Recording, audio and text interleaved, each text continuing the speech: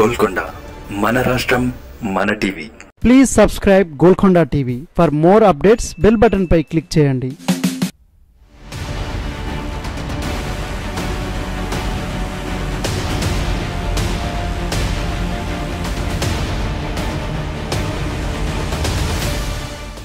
ఫిబ్రవరి నెలను తెలంగాణ బీజేపీ నేతలు joining month అని ఆర్భాటంగా ప్రకటించుకున్నారు. ఇతర పార్టీల నుండి తమ పార్టీలోకి వలసలు వచ్చేందుకు చాలా మంది సిద్ధంగా ఉన్నారంటూ మొన్నటి జనవరిలో ఊతరగొట్టేశారు. ముఖ్యంగా బీఆర్ఎస్ నుండి చాలా మంది బీజేపీలో చేరడానికి రెడీగా ఉన్నట్టు కేంద్ర మంత్రి, తెలంగాణ అధ్యక్షుడు కిషన్ రెడ్డి, బండి సంజయ్ లాంటి చాలా మంది చెప్పుకున్నారు.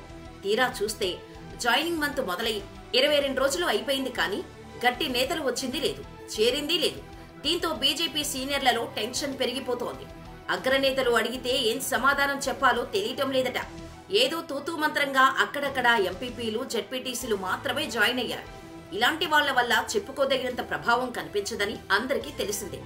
బండి సంజయ్ అయితే బీఆర్ఎస్ నుండి 5 ఎంపీలు వచ్చేస్తున్నారని చాలా రోజుల నుండే చెబుతూనే ఉన్నారు.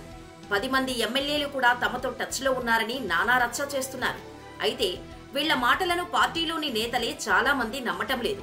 ఒకవైపు బీఆర్ఎస్, బీజేపీ మధ్య పొత్తుంటుందని ప్రచారం అందరికీ తెలిసిందే.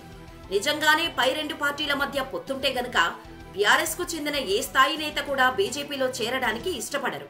ఎందుకంటే 2 పార్టీలు ఒకటే అయినప్పుడు ఇక బీఆర్ఎస్ లోనే కంటిన్యూ అయితే ఏంటి, బీజేపీలో చేరితే ఏంటి, 2 పార్టీల్లో దేనిలో ఉన్నా ఎవరికీ పెద్దగా తేడా ఏమీ ఉండదు. ఒకవేళ పొత్తున్నది కేవలం కల్పితమే అయితే అప్పుడు కూడా బీఆర్ఎస్ నుండి బీజేపీలోకి రావడానికి పెద్దగా ఇష్టపడరు.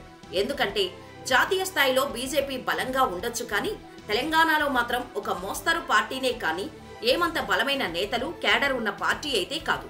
మిగిలిన పార్టీలో ఉన్నట్టే కమలం పార్టీలో కూడా విపరీతమైన గ్రూపు రాజకీయాలు ఉన్నాయి.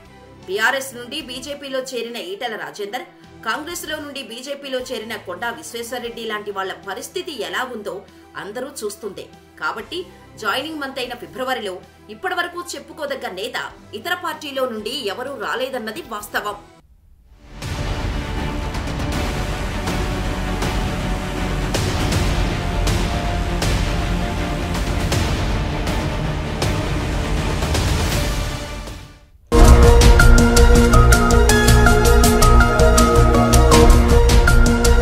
సత్యాలు చెప్పడానికి సాహసం కావాలి, నిజాలు చెప్పే పత్రికలు రావాలి. నిజం మా నైజం. మెట్రో పక్క తెలంగాణ దినపత్రిక.